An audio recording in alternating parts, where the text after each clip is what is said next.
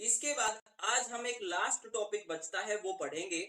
That last topic is competent host formation.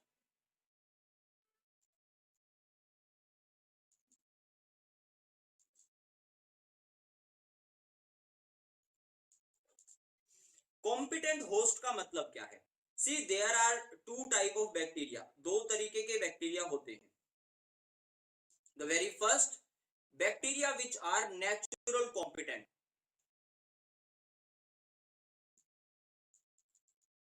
और दूसरे ऐसे बैक्टीरिया होते हैं जो कॉम्पिटेंट बनाए जा सकते हैं। ठीक है, फोर्स्ड कॉम्पिटेंट।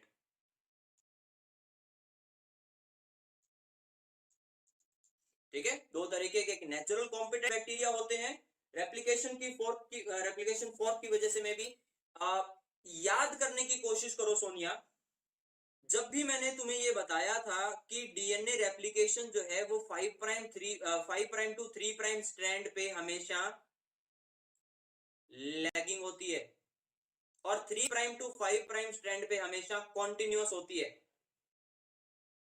रिमेंबर, इसके पीछे डीएनए पॉलीमरेज की एक एक्टिविटी बहुत ज्यादा रिस्पॉन्सिबल है। क्या रिस्पॉन्सिबिलिटी है उसकी, उससे तुम आइडिया लगा सकते हो। तो ये नेचुरल कॉम्पिटेंट जो सेल्स हैं ये बड़े आराम से बिना किसी प्रोसेस के अपटेक कर सकते हैं डीएनए को बाहर के एनवायरनमेंट से, और फोर्स्ड कॉम्पिटेंट जो है इनको कॉम्पिटेंट बनाना पड़ता है। इसके लिए हमारे पास दो ट्रांसफर मेथड्स हैं, एक होता है वेक्टर और दूसरा वेक्टरलेस। यानी जब भी हम फोर्स कॉम्पिटेंट सेल जो है उसको फोर्स कर देते हैं कि वो बने, उसके बाद हमारे पास ट्रांसफर के तरीके कितने हैं? दो तरीके हैं, एक है वेक्टर ट्रांसफर और दूसरा है वेक्टरलेस ट्रांसफर। वेक्टर ट्रांसफर में हमारे पास एक ही चीज है, दैट इज CaCl2 मेथड या हीट शॉक मेथड। हम सिर्फ हीट शॉक मेथड तक ही पढ़ेंगे। इसके बाद अगली स्ट्रीम पे कल होगा क्लास में, क्योंकि मुझे नहीं लगता ज्यादा सा बच्चों को इंटरेस्ट है पढ़ने में, पता नहीं क्यों, मतलब मुझे नहीं लग रहा है ना। तो रीजन देखो अभी क्या है। ट्रांसफॉर्मेशन जो है प्रोकैरियोट्स में, सबसे पहले तो वेक्टर ट्रांसफॉर्मेशन की ही हम बात करें, एक ही प्रोसेस में एक ही प्रोसेस हम पढ़ेंगे। The process of transfer of plasmid into the host cell, इसके लिए कॉम्पिटेंट फॉर्मेशन जरूरी है। फिर आता है cells in mid log phase, यानी सेल की कंडीशन क्या होनी चाहिए? सेल की कंडीशन जो है वो मिड लॉग फेज में, लॉग फेज का मतलब क्या होता है? दे आर कॉन्टिन्यूअसली ग्रोइंग, वो अपने आप को लगातार क्या कर रहे हैं? डिवाइड कर रहे हैं। और सक्सेस रेट कितनी है? सक्सेस रेट बहुत कम है इसकी। 1000 सेल्स में से एक ही सेल जो है वो ट्रांसफॉर्म होता है। कौन सा मेथड है ये मेथड है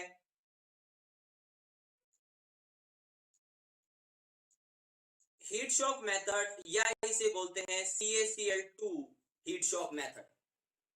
क्या चीज है, क्या प्रिंसिपल है इसके पीछे? प्रिंसिपल है डीएनए जो है वो हाइड्रोफिलिक मॉलिक्यूल होता है और ये सेल मेम्ब्रेन से पास नहीं हो सकता। डीएनए हाइड्रोफिलिक है, but nitrogenous basis present on same DNA is hydrophobic. DNA क्या है? हाइड्रोफिलिक मॉलिक्यूल है, बिकॉज ऑफ द हेलिक्स, जो उसका हेलिकल नेचर है, जो उसके हेलिक्स के अंदर मटेरियल प्रेजेंट है, उसकी वजह से DNA is hydrophilic molecule. But DNA का हेलिकल नेचर जो है, आपस में जो नाइट्रोजिनस बेसिस की हाइड्रोजन बॉन्डिंग होती है, that is because of hydrophobic nature of the nitrogenous basis. तो कल भी मैंने बताया था और आज फिर से रिपीट कर रहा हूं, जो हाइड्रोफोबिसिटी है that is very much responsible for maintaining the double helical nature of the DNA. ठीक है, अब डाइवेलेंट कैटायन या कैल्शियम इसमें हेल्प कर सकता है। कैसे हेल्प करेगा?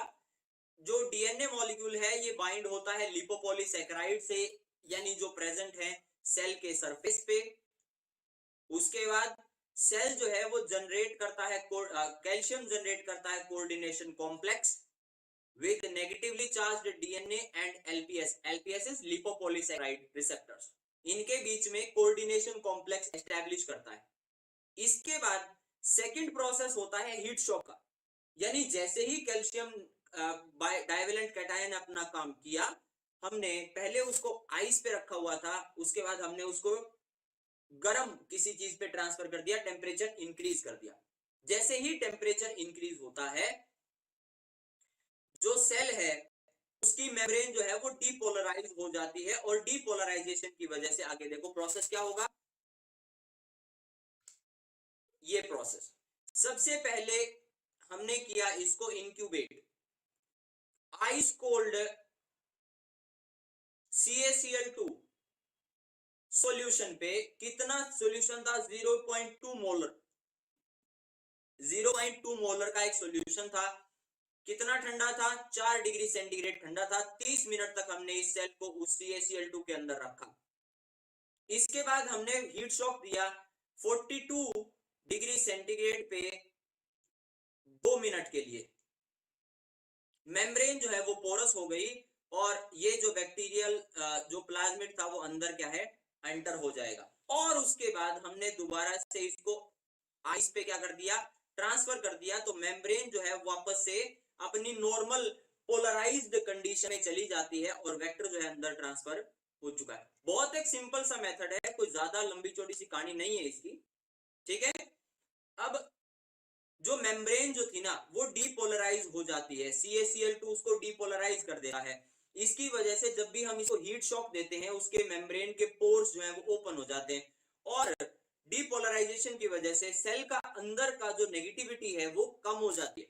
सेल के अंदर की तरफ मेम्ब्रेन पे जो नेगेटिविटी थी वो डिक्रीज हो जाएगी, जिसकी वजह से वेक्टर जो है वो बड़ी आराम से पेनिट्रेट कर जाता है, ठीक है। देन सब्सिक्वेंट कोल्ड शॉक, उसके बाद दोबारा आइस पे, उसकी वजह से क्या होता है, पोटेंशियल मेम्ब्रेन जो है ओरिजिनल वैल्यू में चली जाती है। सेल पोटेंशियल जो है वो फिर से उसका रीजनरेट हो जाता है, और सेल हो जाती है क्लोज।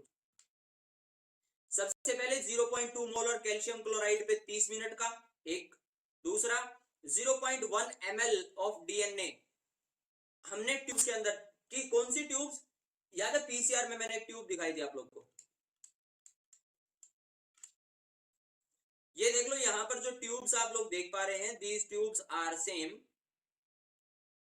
ये जो ट्यूब्स हैं ये पीसीआर के लिए भी यूज की जाती हैं, ये सेंट्रीफिकेशन के लिए भी यूज की जाती हैं, और ये कैल्शियम के हीट शॉक मेथड के लिए भी यूज की जाती है।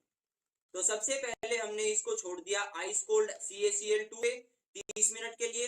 फिर हर एक ट्यूब के अंदर हमने एक 0.1 L DNA डाला। DNA कौन सा? रिकॉम्बाइंड DNA। रिकॉम्बाइंड DNA क्या होता है? Recombinant DNA is vector plus gene of interest. We have done this.